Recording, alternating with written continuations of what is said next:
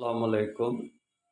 عیسیٰ علیہ السلام کے بارے میں بھی بہت سے لوگ چیمے گوئیاں اہل کتاب کرتے تھے، تو ان کا جواب اللہ تعالیٰ نے قرآن میں دیا کہ وہ مل مسیح ابن مریم اللہ رسول، و مل مسیح ابن مریم اللہ رسول، یعنی مسیح ابن مریم رسول کے علاوہ بھی کوئی چیز ہیں؟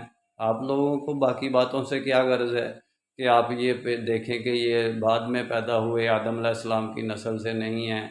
اس کے بارے میں بھی اللہ نے ڈیٹیل سے کہا کہ میں نے جیسے آدم کو کن کہہ کر بنایا، ویسے ہی عیسیٰ علیہ السلام کو کن کہا تو بنا دیا، مجھے دوسری مرتبہ کن کہنا پڑا۔ تو ایسے ہی محمد رسول اللہ صلی اللہ علیہ وسلم کے بارے میں نور بشر کے جھگڑوں کو ختم کرنے کے لیے آپ صلی اللہ علیہ وسلم کے بارے میں بھی اللہ تعالیٰ نے واضح طور پر فرمایا ہے کہ وما محمد الا رسول، محمد رسول اللہ صلی اللہ علیہ وسلم رسول کے علاوہ بھی کوئی چیز ہیں۔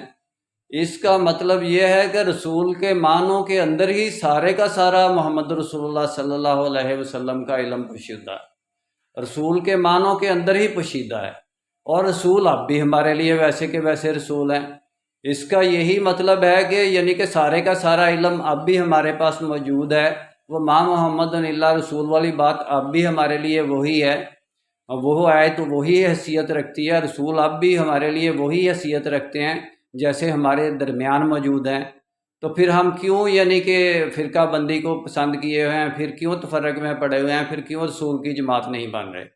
محمد رسول اللہ صلی اللہ علیہ وسلم کی تو ایک جماعت تھی، محمد رسول اللہ صلی اللہ علیہ وسلم کا تو ایک بیت المال تھا، ہم کیوں تقسیم ہیں؟ اگر ہم محمد رسول اللہ کو مانتے ہیں کہ اب بھی ہمارے لیے رسول ہیں تو پھر ایسے کیوں ہے؟ میرا کام اسلامک ورلڈ کی امن اور یونائٹی کا ہے، انشاءاللہ ڈیٹیل میں بات پھر ہوگی۔ نسبت وحدت خدمت خیر کے ساتھ، اللہ حافظ۔